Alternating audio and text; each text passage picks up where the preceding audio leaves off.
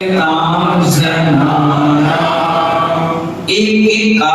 एक पंक्ति में 20 अक्षरों का समावेश किया और जैसी 4 लाइन उन्होंने बोली मनोज भैया ताला फटाक टूटा और गेट खुल गया।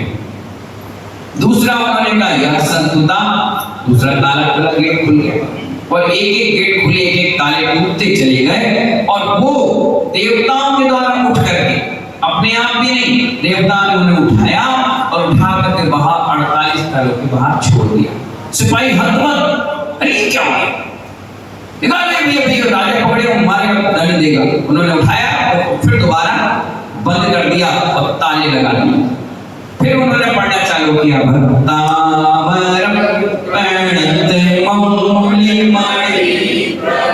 बस ताले टूटे, फिर वो बाहर आ गए। सिपाही को धरेगा तो गड़बड़ हो गया, फिर उठाया पकड़ा और फिर अंदर बंद कर दिया। अब तीसरी बार जैसे उन्होंने फिर पढ़ा, बाहर फिर आ गए। सिपाही अपना सब कुछ छोड़े और सीधे दौड़ लगाई राजा के पास। हे राजा, ये क्या हो गया? बोले क्या हो गया? वो तो बहुत बड़े चमत्कारी संत हैं, 3 बार ताले टूट गए, 3 बार गेट टूट गया, वो बाहर हवा में आ गए हैं। अब चलो जल्दी, राजा यहाँ भागा, यहाँ कालिदास, वहाँ धनंजय, पूरे नगर में आपकी तरह बातें फैल गई। ऐसी चीजें जल्दी फैलती, ऐसी चीजें जल्दी फैलती। मैं पढ़ाया वो नहीं फैलेगी, मैंने लड़ाया वो जल्दी फैलेगी। किसी ने गाली दी ये जल्दी फैलेगी, किसी ने 2 शब्द मंगलाचरण का बोला वो पता नहीं है, लेकिन गाली दी ये पता है क्या दी, कब दी, कौन से पैंट शर्ट में, कहां, किस एंगल में दी, ये सब बता दोगे। लेकिन क्या मंगलाचरण अभी माता जी ने बोला वो नहीं मालूम, बस बोला, बस क्या बोला ये नहीं मालूम, अगले साल वो भूल जाओगे क्या बोला। तो महानुभाव तुरंत आपकी तरह बात पूरे नगर में, भोजपुर उज्जैन के पास फैल गई और वहां पर क्या हुआ, सारे लोग इकट्ठे हुए। राजा ने देखा हमने कितना अनर्थ कर दिया, कितने निष्प्रही, कितने त्यागी, कितने तपस्वी दिगंबर संत होते हैं और मैंने एक तरह उपसर्ग कर दिया। उन्होंने लगा क्षमा मांगने लगा, इधर उससे भक्तांबर की अधिष्ठाता देवी प्रकट हो गए, आदिनाथ भगवान की।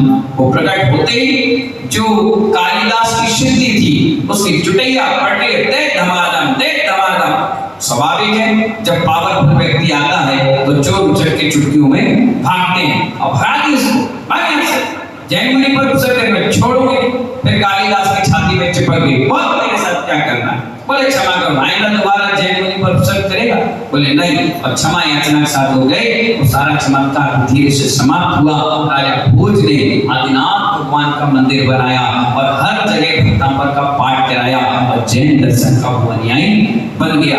तब से ये घर घर में और हर जगह भक्तांबर जी का पाठ होना प्रारंभ हो गया। ये छोटी सी लघु कथा के रूप में आपको सुनाया, लेकिन ये हकीकत है। आज भी जब आप भक्तांबर का पाठ करते हैं, उस मंत्र क्रिया को करते हैं, तो आज भी कई सिद्धियां आपको हो जाती हैं। 80 माला, कितनी माला?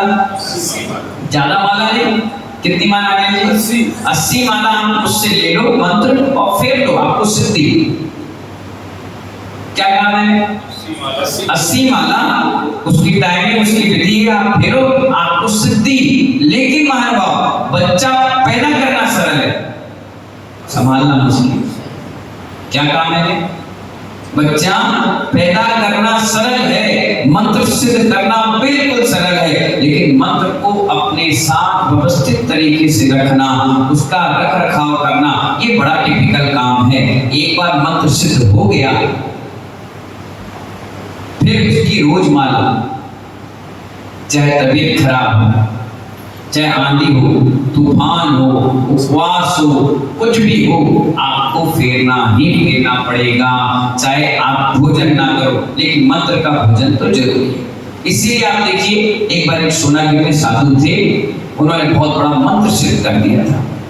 साधु है तो चुटकियों में हो जाता है, नग्न है, दिगंबर है। अब सिद्ध हो गया तो अब वो दुनिया की दुख दर्द दूर करने लग गए और रोज माला फेरने लग गए।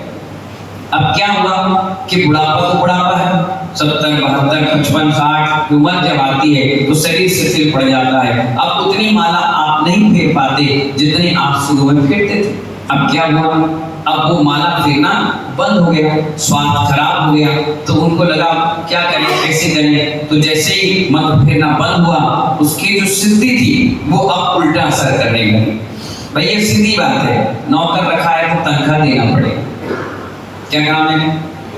नौकर रखा है तो तनख्वाह देना पड़ेगा। अगर तनख्वाह नहीं दोगे, 1 महीने नहीं दोगे, वो कुछ नहीं बोले, 2 महीने नहीं दोगे, वो कुछ नहीं बोले, तीसरे महीने गाली देने लगे, और चौथे महीने तो जो तुमसे पहने रखे होगे उठा के ले जाएगा, बोले हिसाब किताब बाद में करेंगे, मैं तो ले जाऊंगा। ऐसी स्थिति है। जब आपने सब सिद्ध कर लिया तो अब वो समझो उसको टॉनिक देना पड़ेगा। मोबाइल है तो चार्ज करना पड़ेगा, रिचार्ज कराना पड़ेगा, नहीं कराओगे तो कह देगा भैया ये डब्बा है, अब इसमें कोई काम नहीं होता। बस उन मुनिराज ने माला वाला करना कम कर ली। आज 100 फेरते थे, कल 80 फेर, बोले 20 से आज छूट दे रहे, तो फिर 60 हो गए, फिर 10 हो गए, 5 हो गए, 2 हो गए, अब 1 भी फेरना मुश्किल हो गया। वो सिद्धियां उल्टा असर करने लगी। वो आहार ले गए, जैसे उन्होंने मुद्रिका खोली, अंजलि बांधी, जैसे किसी ने जल दिया, वो ब्लड दिखने लगा। पब्लिक को नहीं दिख रहा, उनको दिख रहा, अरे ब्लड, साधु के अंजलि में ब्लड आया तो क्या हुआ, अंतराय छोड़ दिया हमने। सबने कहा क्या हुआ हमारे, बोले खून था खून। सबने कहा कुछ तो दिखाई नहीं रहा, उन्हें देखा तो पानी, अब क्या करें, चले आए। दूसरे दिन गए तो मल दिखने लग गए, पेट छूट गए। तीसरे देखा तो मांस का टुकड़ा दिख गया। कभी कुछ 7 दिन तक अंतराय हुआ, माला नहीं फेरी, मंत्र क्रिया ऐसी उल्टी पड़ी कि अंत में उनकी असमाधि ही हो गई। इसलिए हमारे आचार्य गुरुवर विराम सागर जी महाराज कहते थे, साधु खुद महामंत्र है, उसे खुद सिद्ध करने की आवश्यकता नहीं है। भाई सीधी बात है, पंच परमेष्टि भगवान आपने कहा, जब आप चौथे और तीसरे और 5वें नंबर पे आए गए तो भगवान को कुछ सिद्धि करने की आवश्यकता नहीं, उनका आशीर्वाद ही बहुत बड़ा सिद्ध जबरदस्त आशीर्वाद है। वो जो कहने वो बोलते वो मंत्र बन जाता है। इसलिए कोई भी काम इस वक्तांबर में पढ़ तो लेना, नहीं तो आप होशियार बहुत हो आगरा के लोग। इसमें लिखा है ये करने से ये होता है। तुमने कहा महाराज से कौन पूछे, अपन बैठ जाओ किनारे। देखो अपन बुला तो लेते हैं, भगा नहीं पाते। क्या काम है, बुला तो लेते हैं लेकिन भगा नहीं पाते। बाद में आपने कुछ कर लिया बिना गुरु आज्ञा के तो परेशानी का सबब आपको बनना पड़ेगा। हमारे पास आने की आवश्यकता नहीं है। देवी देवता है, हर एक शब्द में हजारों देवी देवताओं का वास, और इतनी बड़ी ताकत है इस मंत्र में कि सौदर केंद्र जैसे केंद्र का भी आसन कंपायमान होने लगता है, हिल जाता है। इतनी बड़ी हिम्मत इन मंत्र क्रियाओं में है। 80 माला में काम हो जाता है, ज्यादा माला फेरने की आवश्यकता नहीं, लेकिन हमें ये काम नहीं करना है। तो आज से अपन क्या पढ़ रहे हैं, पहले इसको बोलना ही सीखो, पहले इसको शुद्ध बोलना सीखो। बोलो भक्तामर, ऐसे नहीं बोला जाता, मेरे साथ बोलिए, बोले भक्ता मर, अंबर नहीं। फिर एक बार बोलिए, माइक दीजिए, खड़े हो जाइए। क्या नाम है? विवेक कुमार जी जैन साहब। बताइए, माइक में बोल के बताइए, सब लोग सुनिए। भक्ता मर, भक्ता, भक्ता में की मात्रा है, तो जोर से बोलिए भक्ता मर। अब भक्तांबर बोलते हो इसलिए शुद्ध हो जाता है। भक्ता मर बोलते हैं, भक्ता मर, इतना बोल तो काम हो गया। अब बोलो भक्ता मर। कोई टाइम थोड़ी लगना, 1 सेकंड लगना है, पर 1 सेकंड में एक अशुद्धि हो जाती, अंबर जुड़ जाता है। जबकि उसका शब्दावली ये है भक्त प्लस अमर। जो इसका भक्त है वो अमर यानी देवता बन गए। बस यही इसका सब्जेक्ट है, यही सब्जेक्ट को समझना है। हमें भी अमर बनना है। यशपाल जी क्या बनना है? अमर बनना है, यानी देवताओं द्वारा पूजित होना है। तो पहला नाम क्या है इसका? भक्तामर। क्या है ये? भक्तामर। टाइम लगेगा, 2-4-10 बार आप बोलोगे और आपको आदत पड़ जाएगी इसकी बोलने की। हर चीज आपको मैं इसमें सिखाऊंगा। ये मत सोचना ये भक्तामर है, मैं हर अनुभव बताऊंगा।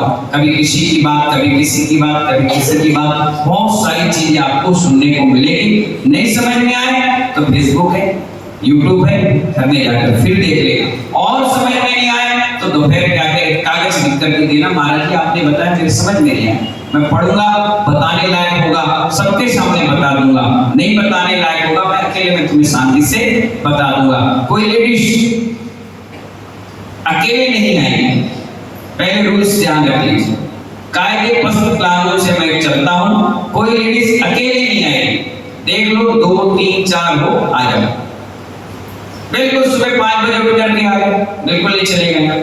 6 बजे से पहले मेरा गेट नहीं खुलता, डू नॉट डिस्टर्ब, ठक ठक पटपट नहीं करना, क्योंकि मैं भी पढ़ता रहता हूँ, पढ़ूंगा तभी तो तुम्हें पढ़ाऊंगा, जाप करता हूँ, मैं अपना समय निकाल कर आपको दे रहा हूँ। और ऐसे ही रात्रि जैसी गुरु भक्ति समाप्त हो, कोई भी जेंट्स नहीं हो, कोई भी लेडीज नहीं, नो एंट्री मतलब नो एंट्री, आप भी अपने काम करेंगे, हमें भी अपना काम करेंगे। जब आप बैठे ही रहोगे तो मैं भी अपना काम नहीं कर पाऊंगा, फिर तुम्हें क्या सिखाऊं? तुम कहोगे महाराज जी 3 बजे तक बैठे रहे, अरे मैं बैठा रहा कि तू बैठा रहा?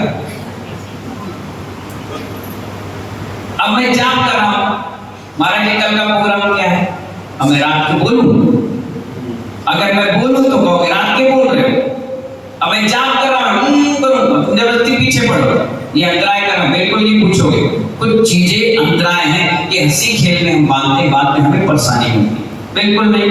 आप पर्ची लेकर चली आइए, मैं पढ़ लूंगा और मैं धीरे से आपको बता दूंगा। पर्ची बहुत अच्छी चीज है, हमारे गुरुदेव कहते थे बहुत बड़ा सन है, अपनी बात नहीं कह पा रहे, पर्ची लिखो, धीरे से रखो। गुरुजी सब काम छोड़ेंगे, पहले पर्ची पढ़ेंगे। प्रवचनों में भी कई बार कोई चीज भूल जाते थे तो मैं कान में जाके बोलता था, बोले बैठ जाओ, और एक दिन गुरु सुनने बता दिया, फिर मैं कागज का पेन लेकर बैठा, तुरंत लिखा और पहुंचाया बगल में, महाराज बैठते तो तुरंत पर्ची देते, पढ़ते पढ़ते मैं अपनी बात लिख देते थे और बात भी हो जाती थी, काम भी किसी को पता नहीं चलता था। गुरु जी ने हमें सिखाई, ये चीज मैं आपको दे रहा हूँ, जिसमें आप अपनी बात कह दो। अभी कोई बात आ रही है तो आप बीच में डिस्टर्ब मत करो, लिखो तुरंत और धीरे से पर्ची सैंपल यहाँ दे दो, कोई ना कोई आएगा, देखूंगा, मुझे बताना हो बता दूंगा, और नहीं समझ में आएगा, अनमर्यादित चीजें हैं, कुतर्क है, उसका कोई सेंस ही नहीं है तो मैं छोड़ दूंगा, मैं बाद में कह दूंगा।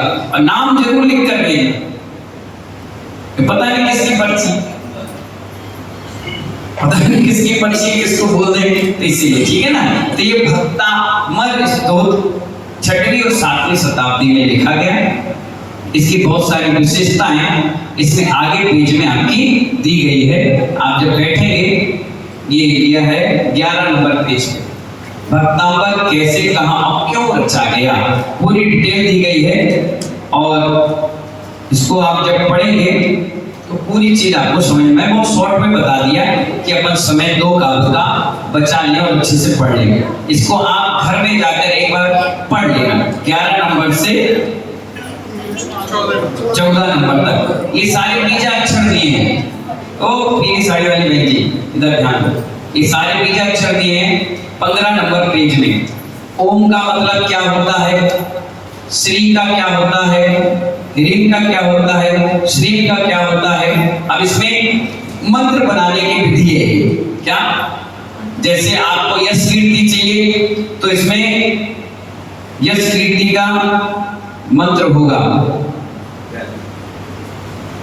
रक्षा का मंत्र होगा तो रक्षा का होगा, काम का होगा तो काम का होगा, लाभ का होगा तो लाभ का होगा, पृथ्वी का, अंकुश का, पास, दावण, आकर्ष यानी सुंदरता दिखने के लिए, तो गुलूम शब्द है आकर्षण। बहुत सारी चीजें, रक्षा मंत्र है, यम यम। जब समाधि होती है तो जहां पर त्रिकोणा त्रिभुज जैसा बनाया जाता है उसमें यम यम यम लिखा जाता है। अग्नि, जैसे कई बच्चे होते हैं ना सुस्त रहते हैं तो उनको यही मंत्र दिए जाते हैं कि उनके अंदर ऊर्जा जागे, क्या हो, ऊर्जा, उससे भी बहुत बड़ा फायदा होता है। संपोषण अपन कहते हैं, ये भी मंत्र है, ओम ह्रीं देव सद्गुरु सम्मोषण आह्वान। सम्मोषण का मतलब होता है आमंत्रण बीज, सम्मोषण। ऐसे ग्लोम स्तंभन, ग्लोम ग्लोम बोले, कोई उपसर्ग कर रहा है तो ग्लोम ग्लोम शब्द का उपयोग करो तो उपसर्ग वहीं पर रुक जाता है, स्तंभन हो जाता है। वसट आह्वान शब्द है, ये भी चंद्र बीज है, ओम बोलते ना, मेडिटेशन के विषय है ये, इसमें दिया बीज अक्षरों का फल। स्वाहा अपन बोलते हैं ना, हर मंत्र के बाद क्या बोलते हैं? शांति। अच्छे से बैठ जाओ। क्या बोलते हैं? स्वाहा। स्वाहा का मतलब शांतिदायक है। जैसे आप मंत्र बोलोगे, अंत में क्या बोले? स्वाहा, उसका 2 मिनट के लिए कैसा लगता है आपको? शांति मिलती है ना, ये शांतिदायक है। स्वधा पौष्टिक बीज है। क्या है?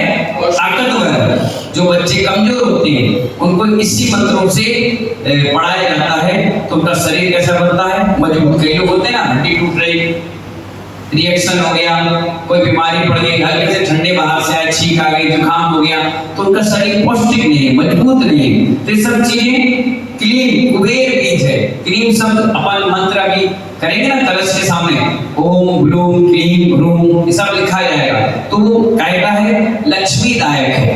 ये बीजाक्षर है, ठीक है ना। ये पीछे दशाम धूप दी है।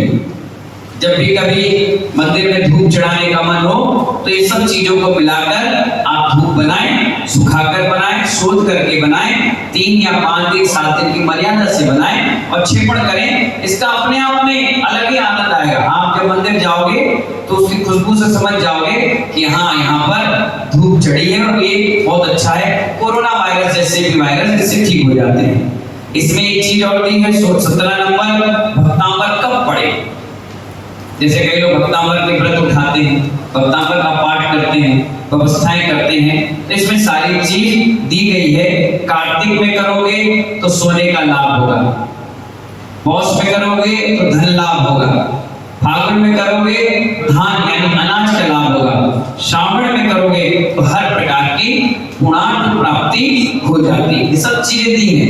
आप पुस्तक को पढ़ना घर में, ये बहुत सुंदर पुस्तक 3 साल की मेहनत के बाद हमने इसको लिखी है और लिख करके आप तक पहुंचा दी, ठीक है ना। और भी तिथियां वगैरह सब कुछ दिए, इतना डिटेल में आपको मैं बताऊंगा कि भक्तामर पाठ 1 साल तक चलता है, समाप्ति हो हर विषय है इसमें। इसके बाद आप आगे आ जाइए और निकालिए अपना भक्तामर स्तोत्र का पहला काव्य। ये अपन संस्कृत व्याकरण की अपेक्षा से पढ़ रहे हैं। कोई शब्द ऐसे होते हैं जिनके साथ एक संयुक्त अक्षर होता है। क्या होता है? जैसे प्रा, इंग्लिश में लिखोगे तो कैसा होगा? PRA, तो आर भी आ गया, ए भी आ गया, पा भी आ गया, ठीक है ना। तो इसी हिसाब से जैसे भक्तामर है ना, तो मर के आगे क्या जुड़ा है? प्रण जुड़ा है ना, प्रणत। तो उसमें भक्तामर पढ़ा जाता है, आधा पा इधर जुड़ जाता है, इसलिए अपन उसको भक्तामर प्रणत नहीं पढ़ेंगे। उसको कैसे पढ़ेंगे? भक्तामर, क्योंकि बसंत ऋतु छंद में है। कौन सी छंद में है? बसंत ऋतु छंद में। इसमें दिया है पूरा डिटेल, आप पुस्तक पढ़ोगे भक्तामर क्यों कब कैसे रचा, उसमें सारी चीज दी गई है। कितने ह्रस्व हैं, कितने दीर्घ अक्षर हैं, कैसे पढ़ा जाता है। जैसे मैं पढ़ूंगा ना, ऐसे अगर आप पढ़ोगे तो एक भी अक्षर आपका नहीं छूटेगा और पूरा शुद्ध हो जाएगा। जैसे आप पढ़ते हो, कैसे पढ़ते हो? भक्तामर प्रणत मौलि मणि प्रभान, ऐसे पढ़ा। लेकिन लय में पढ़ोगे तो कैसे पढ़ोगे? जैसे मैं कह रहा हूँ भक्तामर, 1 मिनट रब बोला, 5 हो गया और तुरंत अपने पढ़ लिया, तो कोई शब्द अशुद्ध नहीं हुआ। लय में पढ़ोगे एक शब्द नहीं छूटेगा, लय टेढ़ी समझ जाओगे, एक नया शब्द मेरा छूट गया, ठीक है ना। तो कैसे पढ़ोगे? भक्तामर प्रणत मौलि मणि प्रभान, एक भी शब्द छूटा। और वैसे पढ़ोगे तो एक नया शब्द खा जाओगे। खाने की बहुत बड़ी हमें बीमारी है, पैसा खाया, जबकि पैसा कोई खाता है? पैसा कोई खाता है? कोई नहीं खाता।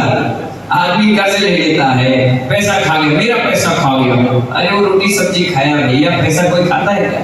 कोई खा के दिखाते बीमार पड़ जाएगा, तबीयत नहीं खराब होगा, पचा ही नहीं पाएगा। तो अपन इसको शुद्ध करेंगे पहले, फिर बाद में इसको पढ़िए, ठीक है ना। पहले बोलिए भक्ता मर, अब इसमें पा जुड़ जाएगा तो अपन क्या पढ़ेंगे? मर। अगर सिक्स पेंसिल पेन हो तो उसमें जोड़ते जाना जिससे आपको तकलीफ ना हो, है ना। मर प्रणत, अब ये मौली है ना, तो 2 मात्रा है, मौली नहीं बोलना इसको, मौली, ली छोटी है तो क्या बोलोगे इसको? बोलते जाओ, मिलाते जाओ, मुझे मत देखो। बोलो मऊ लिख, ली नहीं बोलना, लिख, ठीक है। अब ये आ गया मणि, तो मणि नहीं बोलना है, इसके आगे भी एक शब्द जुड़ा हुआ है प्रा, तो इसमें ये जुड़ जाएगा। देखिए शब्द तभी जुड़ेगा जब वो शब्द भी पूरा होगा। क्या कहा मैंने? शब्द पूरा होगा तभी पीछे का शब्द जुड़ेगा। अगर आधा ये होगा तो वो पूरा बोला जाएगा, उसको आधा। ये व्याकरण का नियमावली है, ठीक है ना। तो एक लाइन पढ़े अपन, भक्ता मरप प्रणय मौलिक मणि प्रभाणा, क्योंकि प्रभाणा के बाद भा और णा दोनों में एक एक बड़ी लाइन जुड़ी है, तो प्रभाणा बोलो।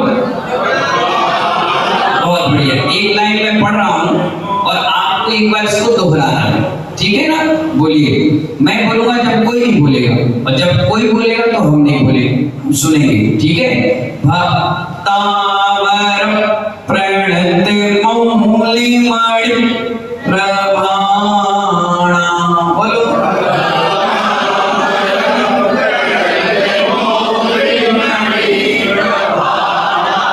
मौलिक नहीं है, मौलिक ली बोलना है, हल्का सांस का सिस्टम बनाना है। और एक बार आप पढ़ लोगे ना, फिर आप कहोगे कि मेरे जैसा पंडित कोई नहीं, मेरे जैसा जोशी कोई नहीं है, मेरे जैसा मंत्र वेदता कोई नहीं है।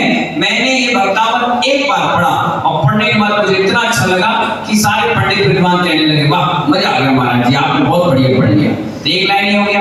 अब इसके आगे नीचे मुद्यो दायु है, तो मुद्यो तकम, तकम कोई मात्रा नहीं है, कोई ऊपर भी रेप नहीं है, तो तकम बोलो। बोलो अनिल जी, तकम, जो मैं आपको कहूं तकम, 3-4 बोलो, आपके बोलने में आदत में है। दलित, दलित भी छोटी है, तो बोलो दलित।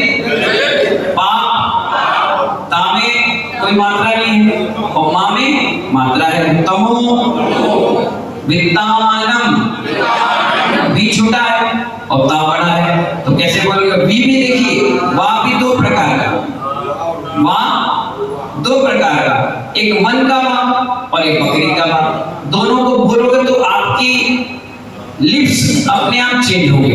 बोलो वाह, वाह में मुंह ऐसा बनेगा वाह, और वाह में मुंह चिपक जाएगा वाह। बोलो वाह, बोलो वाह। अब ये चीज को ध्यान रखो, जैसे वी आएगा तो आपका मुंह चोंच की तरह बन जाएगा, वितानम। ये संस्कृत व्याकरण है, और आपने वितानम बोला सो अशुद्ध हो गया, अशुद्ध हो गया, उस मंत्र का प्रभाव पड़ेगा नहीं। डायल करो 98 11 80 90 19, तो किसको लगेगा? किसको लगेगा? जिसका नंबर उसको लगेगा। और 98 11 80 90 21 लगाओगे तो होम्योपैथिक हॉस्पिटल में लग जाएगा। अरे भैया महाराज जी के पास से बोल रहे हो? नहीं भाई साहब, हम तो दवाई वाले बोल रहे हो। अरे रॉन्ग। तो यही सिस्टम, जब मंत्र सही बोलोगे तो उसका उपयोग भी सही होगा, सही जगह डायरेक्ट लगेगा, और गलत बोलोगे तो गलत जगह लगेगा। फिर कहोगे हमने तो अनादिकाल से भक्तावर पढ़ा और इसका असर ही नहीं होगा। रोज तो गलत डायल नंबर करोगे तो पोजीशन क्या बनेगी? वैसी बनेगी। तो इसको वितानम बोलना है, वितानम, वितानम। और नाम के बाद भी माँ कैसा है? आधा। तो नम पूरा नहीं बोलना है, नाम बोल के मुंह बंद करोगे तो अपने आप माँ का उच्चारण निकल जाएगा। ताकत नहीं लगाना, एक्स्ट्रा एनर्जी आपको वेस्ट नहीं करना है। तो जैसे उद्योग तकम दलित पाप तमो वितानम, बस इतने शांति से आपको बोलना है। बोलो मेरे साथ, उद्योग तकम दलित, बस एकदम से सांस छोड़ दो, नम हो गया। इसके लिए प्रैक्टिस करना पड़ेगा। ये मत सोचो कि सिर्फ 8:15 से 9:15 बजे चिल्लाए और उसके बाद 3 घंटे घर में पढ़ के सो गए, फिर कल आए क्या होता है? अरे यार भूल गया। नहीं, दुकान में जाओ एक बार पढ़ो, शाम के आओ एक बार पढ़ो। मालूम है हम डबरा में थे, डबरा में जब वहाँ के व्यापारी पढ़ते थे सुबह आकर के, तो अब तो दिन भर टाइम नहीं मिलता था, तो वो शाम के भैया व्यक्ति में कोई हमारी भक्ता में सुनाए, मैंने किससे अच्छी बात और क्या हो सुना, और वो सुनाते थे, गलती सलती जैसी पढ़ते थे, सुबह में भी ठीक कर देता था। उनको लगता था देखो हमने सुनाया, महाराज जी ने हमारा ठीक कर दिया। और आदत ऐसी पड़ गई कि 12-12 घंटे तक जब समापन हुआ तो इसको शुद्ध संस्कृत व्याकरण की अपेक्षा से उन्होंने पढ़ा और खुश हो गए, बोले महाराज जी मजा आ गया, पढ़ के बड़ा अच्छा लगा, अब तो हम संस्कृत का ही पाठ करें। अब वहाँ संस्कृत का पाठ होना चालू हो गया। तो ये 2 लाइन समझ में आए ना? समझ में आए? कोई दिक्कत तो नहीं? दिक्कत हो तो मुझसे पूछ लीजिएगा, मैं बता दूंगा।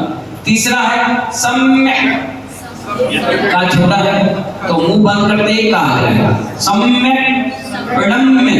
अब इसमें आपका प्रश्न नहीं आया कि प्रा है तो का में क्यों नहीं जुड़ा? क्योंकि का अभी अधूरा है, जब तक पूरा नहीं होगा कोई शब्द उसमें नहीं जुड़ेगा, ठीक है ना? तो सम्यक प्रणम्य, जी जी भी छोटा है ना, जी पाद, पाम्या की मात्रा है तो जोर से बोलना है, पाद युगम, यू कादा, गाम्या की मात्रा है, गाम्या की मात्रा है, बड़ा जोर से दीर्घ और साइलेंट दोनों का ध्यान रखें, युगम युगादा। अब इसमें 2 लाइन नीचे के 2 शब्द हैं, एक में वा है और एक में बा है। जब भी आप भक्तामर पढ़ते हो तो बालम बलम आपने गड़बड़ कर दिया, वालम बोलो, वालम बलम भव जले पतता जनाना, 2 ना है उसके बाद छोटा है तो जना नाम। देखो मैंने बात तो बोला नहीं लेकिन उच्चारण आ गया, इसको कहते हैं साइलेंट अक्षर। ये अक्षर निकले जरूर लेकिन बोलना भी है, लेकिन साइलेंट बोलना, ठीक है ना? तो कैसे बोलोगे? वालम बलम भवजले पतता जनाना, बोलो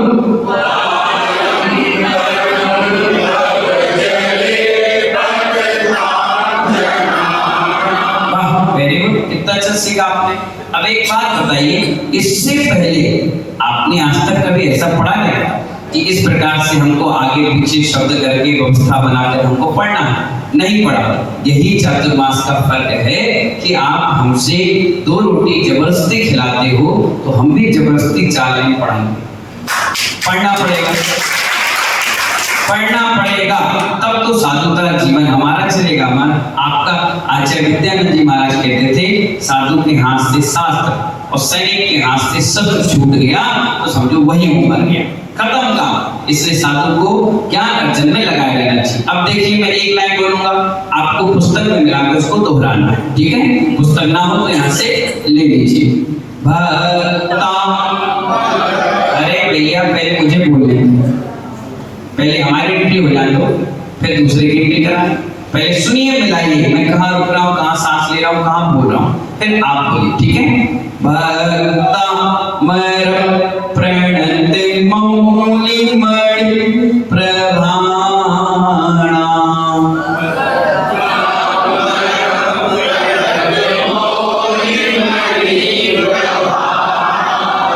मुद्युक्त कंदलित पाप तमो वितानम,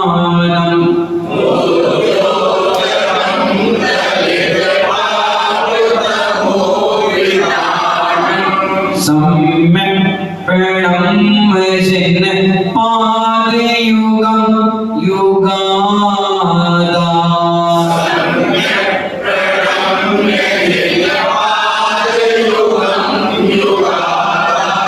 वालम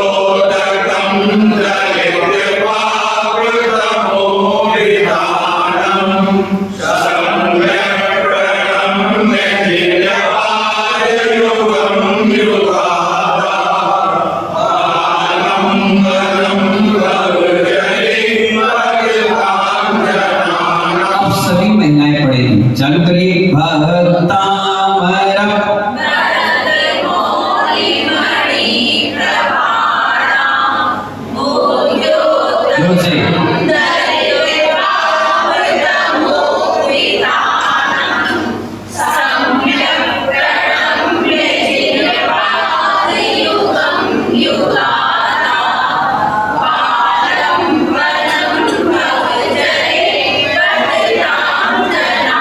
अब बताइए इसमें आपने गलती में पढ़ा कि नहीं पढ़ा? एक पढ़ गया। ऊपर मणि भय चीज को ध्यान रखिए। फिर से पढ़िए सभी लोग, पूरे लोग एक साथ पढ़ेंगे। पढ़िए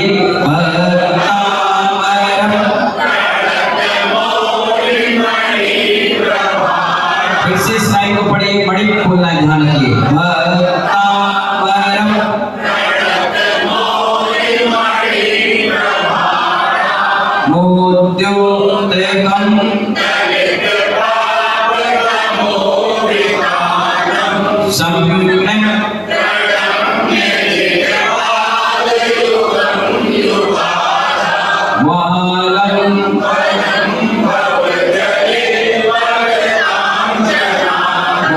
बहुत सुंदर, एक बार अपने लिए ताली बजानी चाहिए। बहुत बड़ा अच्छा पढ़ा आपने। पहले दिन एकाध गलती एकाध सिस्टम के साथ गड़बड़ हुआ, आ जाएगा, लैंग्वेज है, धीरे धीरे हो जाएगा, कोई दिक्कत नहीं। इसका भाव एक बार समझ लीजिए, इसका क्या भाव है और किस भाव से आचार्य